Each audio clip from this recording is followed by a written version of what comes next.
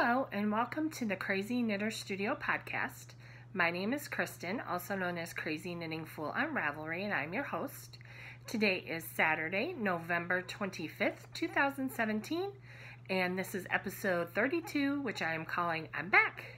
So I'd like to say hi to all new and returning viewers. Thanks for checking me out.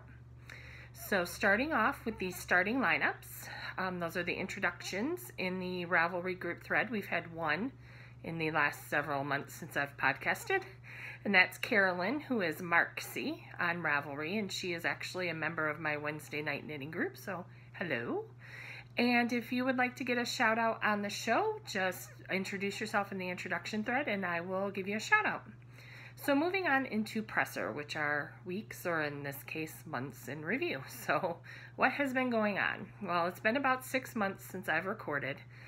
I've thought about recording many times, and it's that old physics adage of bodies in motion stay in motion, bodies at rest stay at rest.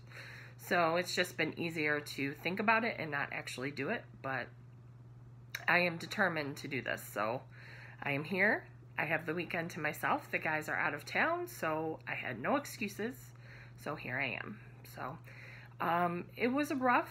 I was having some pinched nerve issues in my back, but those have thankfully gone away. So knitting was hard. It hurt my hand to knit for more than a minute or two at a time. So not a lot of knitting has been accomplished even in the last 6 months, as you will see, but I've tried. That's all I can do, right, is try. So I'm not going to go through everything that has happened, just a few highlights. Little man finished 2nd grade, then has started 3rd grade, and 3rd grade is no joke. His teacher told us on curriculum night, the first couple weeks of school, that she really wants to prepare them because 3rd, 4th, 5th grade is preparing them for middle school, where, from what I hear from my friends who have kids who have gone into middle school, is no joke. So they're preaching a lot more independence and doing things on your own and thinking of your own and not asking for help. I mean, asking for help if you really need it, but trying, and this is where little man has problems, is he gets frustrated if he doesn't figure it out the very first second and then he asks for help. Whereas if he would just sit there and give himself a minute, he can figure it out. So we're working on that. So, but the first month or so of 3rd grade was pretty rough, but he's getting into it and he loves his teacher, and we had parent-teacher conference on Monday and everybody loves that kid. That's the first thing everybody always says is, I just love him. He is so good. Because he is very sweet. I mean, I know I'm biased, but he is a hugger. He loves people, which is funny considering he's on the autism spectrum, but he is a big, especially adults. Not so much kids his own age he has issues with, but with adults, he's really good. He loves adults. So, but he was Student of the Month in May for the last month of 2nd grade, which was awesome. So, and we have just been, he played soccer in the fall. He scored 2 goals in a game. It was awesome. He was so excited. We went to Traverse City in August for a few days, which was nice to get away. Stayed in a hotel with an indoor pool and did a lot of swimming and a lot of eating. Ugh. We don't eat out a lot, and even if we do, we don't eat out like, how can I say this? Like, we were eating a lot of burgers and sandwiches and onion rings and french fries, and my tummy is just not used to that. I mean, I know it might look like it's used to it, but it is not. I don't eat like fried food a lot, so I was feeling pretty rough for a couple days after we got back, and I wasn't drinking my water, of course, like I'm supposed to, so. But we had fun, and we went to the beach. It was so windy, and it was so cute. This was right when Hurricane Harvey was coming through Texas. It was that week that we were in Traverse City. And the day we went to the beach, it was so windy, and the waves were pretty high. I mean, for Michigan standards. And he's like, Mama, is that a hurricane? I was like, no. It's like, if that was hurricane, the waves would be taller than me.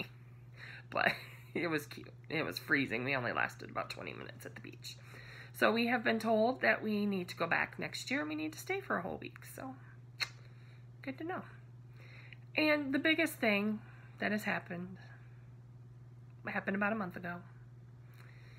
We have a couple of additions to our family. So little man really wants a dog. I want a dog too.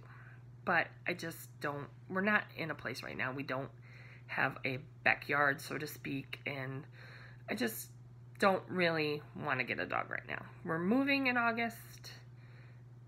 We'll see then, but I'm still a little leery of getting a dog. But he wanted something. Well, we have the fish, but they were not enough apparently. So we adopted two guinea pigs, Rochester and Hamlin. They're awfully cute, but they're very skittish. And they're still a little skittish with us. But we've had them for, like I said, 4 weeks now. And it's going okay. They're cute, like I said. I cuddle with them, but they live to be like 8 years old. I'm like, Clark is going to be going to college, and these things are probably still going to be alive, and I'm going to have to take care of them. Well, I still take care of them, but he does help. He wants to clean the cage, but I don't let him do the dirty part of the cleaning because I just feel better doing that myself. But he does help with putting in the clean bedding and, rearranging all their little toys, and, he feeds them, and we'll get their water for him every day and put their hay in for him. So he does help. But I'll try to put in some pictures at the end. They are cute. So Rochester, because we live in Rochester Hills, and Hamlin, because that's the name of his school. So there we go. So, moving into the very sparse knitting content of first downs. So, those are the whips. Hold on, I need to take a drink. I'm getting over a cold if you can't tell by my voice. So, hold on one moment. I am still coughing, so I'm hoping I won't cough while I'm doing this. Because, hold on, I'm going to move you just a little bit. Yeah, I just hope I don't cough. So, the only whip right now is my Spartan blanket, which I'm making for my niece, Rachel, who is a freshman at Michigan State this year. This is the Hip to Be Square blanket pattern by Jennifer Bracchio. I'm using size 8 5mm needles, and the yarn is Knit Picks Brava worsted in Dublin, which is the green, and white, which is the white. So I started this 6 months ago when I last podcasted. So here's where I was. So I had done this much. So I was on starting my 4th block. Now it's boop, boop, boop, boop, boop. It's all tangled up. So there we go. Here is this. So it's quite large, as you can tell. But I still have a little bit of the green and the white, and then another full ball of the green and the white. I don't know if I'm going to knit all of it. We'll see. This was supposed to be her graduation gift in June. And then it was going to be her moving into the dorm gift in August. I am bound and determined that it will be done and will be a Christmas gift. So, that's it. That's the only thing I'm working on right now. So I do have one touchdown, which is a finished object. And this I'm calling Helen's Prayer Shawl. So I have a coworker. We've had a run of bad luck in our little area. So last year, one of my coworkers, her husband was diagnosed with cancer. Then in April, I think it was, another coworker had a heart attack. In June, this coworker, who I made this for, Helen, was diagnosed with uterine cancer. And I think it was July.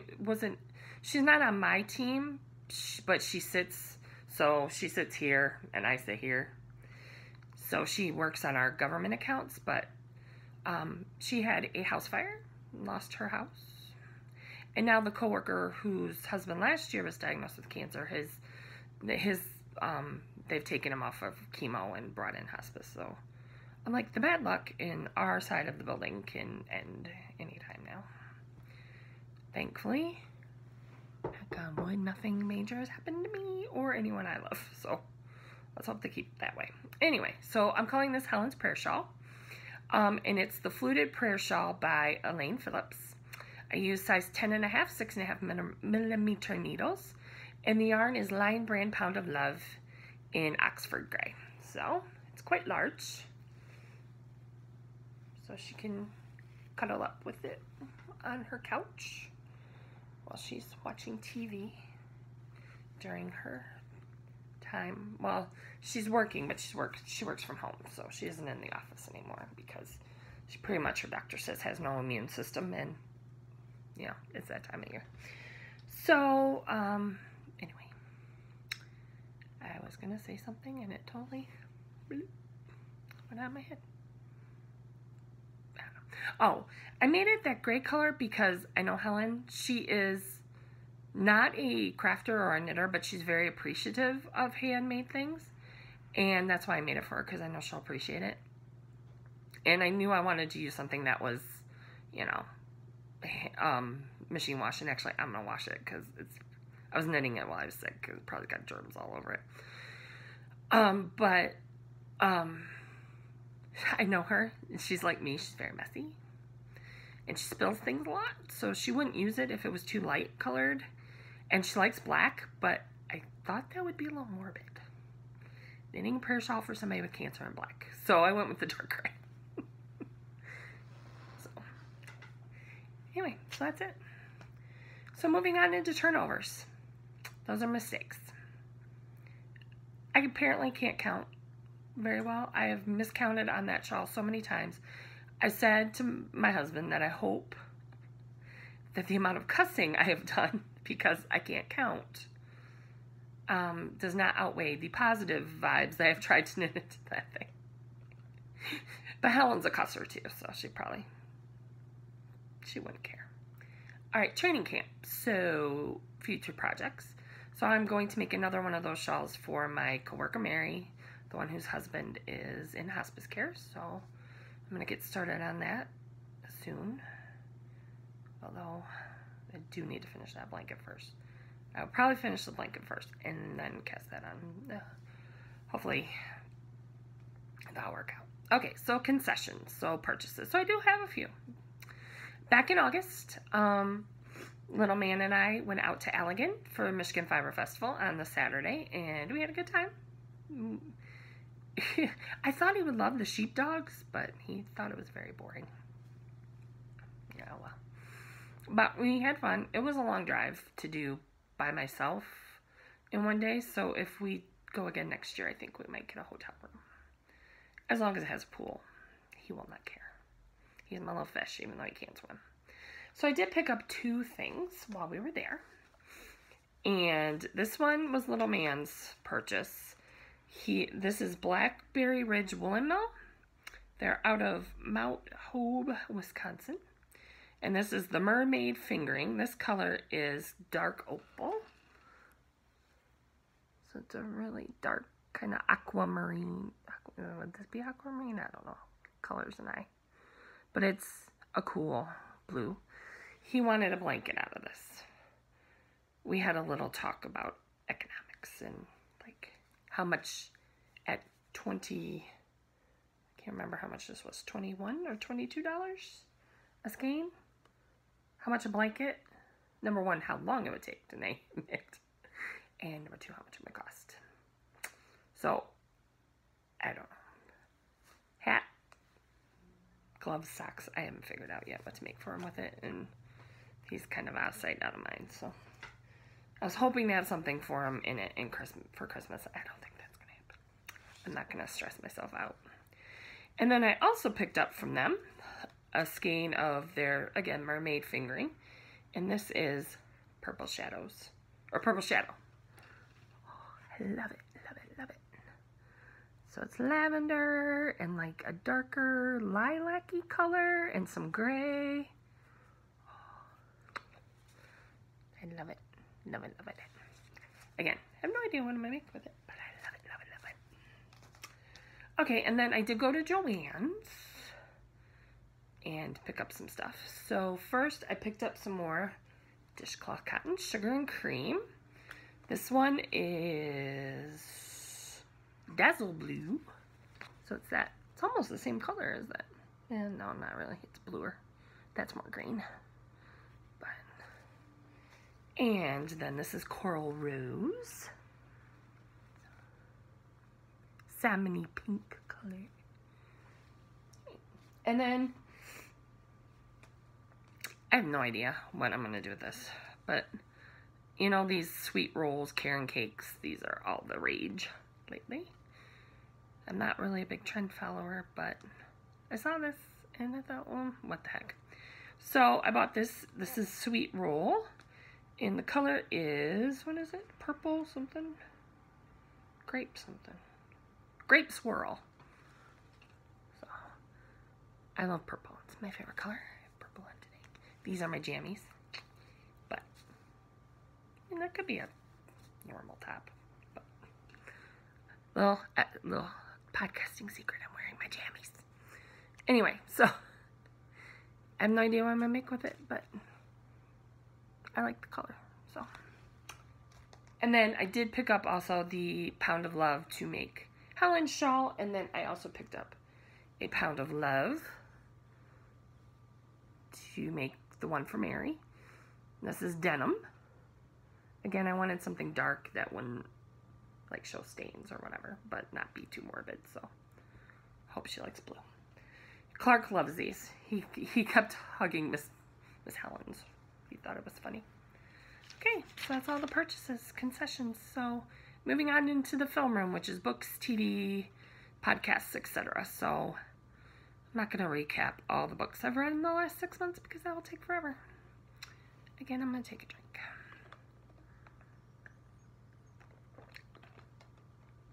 So I am just going to go over the books I am currently reading. So first up in my educational books, I have Today Matters by John C. Maxwell. It is the 12 daily practices to guarantee tomorrow's success. So I've been doing a lot of things on productivity and stuff lately. I've probably been reading so much I could be more productive while reading it. But when I get to the podcast, you'll see what I mean. So, and then my fiction or fun book is The Sweet Gum Knit-Lit Society by Beth Patillo. So this is about a group of ladies who get together once a month at the local church in Sweet Gum, Tennessee.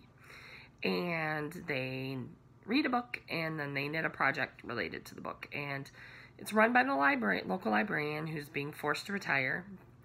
And she finds this young 13-year-old girl in the library one day, and she's, you know, she destroyed a book. So basically, instead of borrowing the Learn to Knit book, she rips the pages out of it. And so to punish her, she makes her come to she makes her work in the library, and then she makes her come to the Knit-Lit Society, you know, in hopes of, you know, because the girls, you know, her mother's kind of the town, whore, for lack of a better term. And, you know, she knows she has a rough life, and the other ladies in the group, you know, there's sisters who, you know, the one sister is in love with the other sister's husband and has been for 40 years. There's the young girl who had to turn down her scholarship to come back home to take over her mom's store, and her mom's dying. And then there's the woman who has 3 kids and is pregnant, and her husband's, you know, filing for bankruptcy, and, you know, they all have their issues. So very typical of that genre, but it's a good book so far. I'm almost done with it, and there's a second one, so I will probably read that as well. It's on my to-read list. So, okay, then TV has started. So, little man and I every Friday watch Hell's Kitchen. I know it's probably not the most appropriate thing. We have discussed why we don't use the words that Chef Ramsay uses. But this is all stars from previous seasons who have come back, so it's been interesting. And then I've been watching This Is Us. The show. Why do I do this to myself? It's a great show, but ugh, so emotional. And then Will and Grace. I've been watching the reboot of Will and Grace, and I just love it. I love Jack. He's my favorite. Him and Karen were always my favorite. I could have cared less on the original series about Will and Grace. To me, it was Jack and Karen. They were the best. And then also How to Get Away with Murder, which, I mean, come on. How much more can these people deal with? I mean, come on. Okay, it's getting to a point where I think it's getting a little ridiculous, but I'll still watch because, you know, now I'm sucked in. I gotta know what happens, how this happened, you know. Then a new show on ABC that I've been watching is called The Mayor. It's about this hip-hop artist who, he decides to run for the mayor of his little town as like a promotional thing for his music, never thinking he'd get elected, and he got elected. So it's stupid but funny. And another stupid but funny is Ghosted. It has Craig Robinson in it, who he was on The Office, and he was in Hot Tub Time Machine, and I just think he's hilarious. And he plays this former LAPD detective, and I can't remember the other guy, but he plays this guy who was a professor who lost his job because he was talking about how his wife was abducted by aliens. So, and they're recruited by this top secret government agency that chases down paranormal activity. So, again, it's stupid, but it's funny. It's just a good, like, mindless take away your troubles thing. And then I've also watched The Good Doctor, which is also very good, and Clark isn't quite to the point where he is, so it's about this surgical resident, and he is autistic, so, and about the struggles of, you know, him dealing with, you know, people, you know, Clark isn't quite that extreme on his autism, but, you know, it's just nice to see, you know, I think they're dealing with it in a very real way, showing his struggles, you know, and showing, you know, other people's struggles and dealing with it, because it is difficult to deal with. It can be, especially with somebody who's really, really far on the spectrum. So, sorry, I gotta take another drink. I have not talked this much in a while. I keep feeling I'm gonna cough. So, okay, moving on. Little man and I, he did not have school at the beginning of the month because it was election day. So we went to lunch and we went and saw the Lego Ninjago movie. And I was actually surprised because it had been out for a couple months. That theater was like 3/4 of the way full. But it was okay.